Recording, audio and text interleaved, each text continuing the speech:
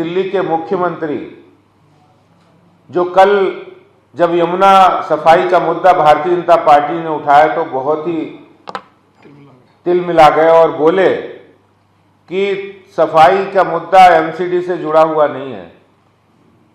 मैं दिल्ली के मुख्यमंत्री जी को बताना चाहता हूं एमसीडी से जुड़ा हुआ नहीं है, लेकिन दिल्ली की 2 करोड़ जनता से जुड़ा हुआ मुद्दा है।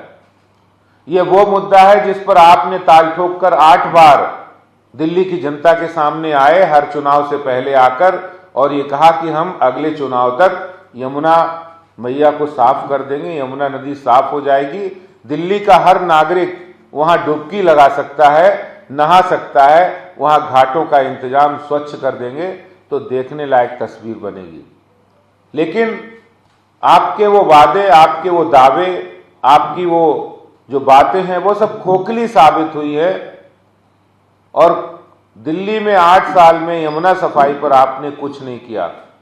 और मैं याद दिलाना चाहता हूं अरविंद केजरीवाल जी को कि 3 वर्ष पहले जब प्रधानमंत्री कार्यालय से और जल शक्ति मंत्रालय की ओर से आपको ये निर्देशित किया गया था एनजीटी के नोटिस के बाद कि यमुना सफाई पर आप टेंडर कीजिए, 18 एसटीपी प्लांट को स्ट्रेंथन करना है, उनकी टेक्नोलॉजी को अपग्रेड बनाना है ताकि बीओडी लेवल कम किया जा सके, लेकिन आपने उस पर कोई कदम नहीं उठाए। और जब अंत में जब केंद्र सरकार की ओर से पत्र लिखा तो आपने हाथ खड़े कर दिए, बोले हम यमुना की सफाई नहीं कर सकते हैं, इतना पैसा हमारे पास नहीं है। और आज मुझे ये कहते हुए खुशी होती है कि केंद्र सरकार ने प्रधानमंत्री नरेंद्र मोदी जी के नेतृत्व में उस प्रोजेक्ट को ऑन किया है दिल्ली वासियों के हित में, कि दिल्ली में जो 22 किलोमीटर की यमुना बहती है वो पूरे यमुना की 80% प्रदूषण का कारण है और पूरी दिल्ली के लोगों को गंदा पानी, गंभीर बीमारियों से युक्त पानी पीने के लिए मजबूर होना पड़ता है।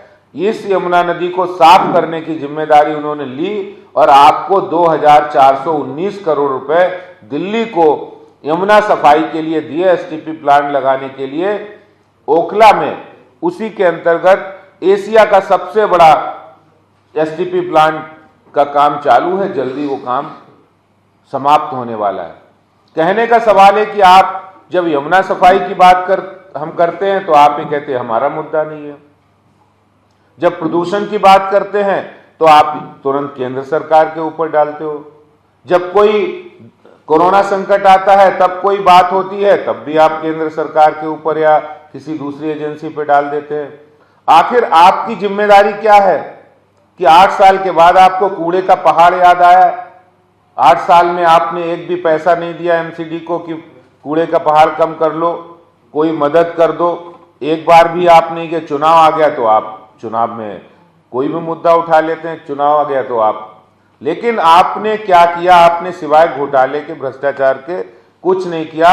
आज छठ पर यमुना नदी के किनारे छठ पर्व मनाने पर भी आपने पाबंदी लगा दी कि यमुना मैया के ऊपर जो अर्घ दिया जाता है, वहां खड़े होकर अर्घ दिया जाता, उस पर भी पाबंदी लगा दी है।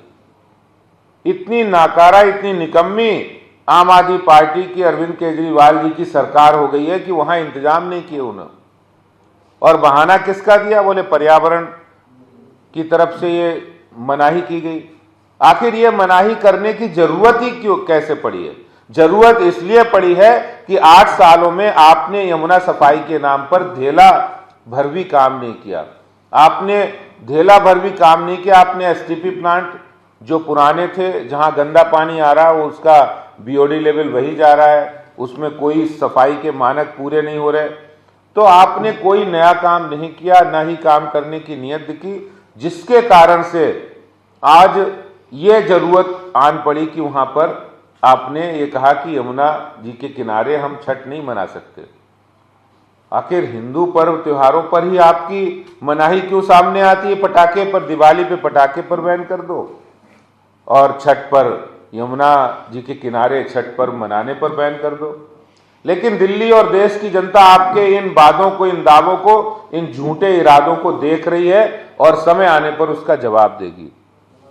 जिस तरह से वहां पर यमुना के घाटों पर छठ महापर्व मनाया जाना चाहिए। भारतीय जनता पार्टी की मांग है दिल्ली सरकार वहां तुरंत उसकी व्यवस्था करे, वहां छठ महापर्व मनाया जाए।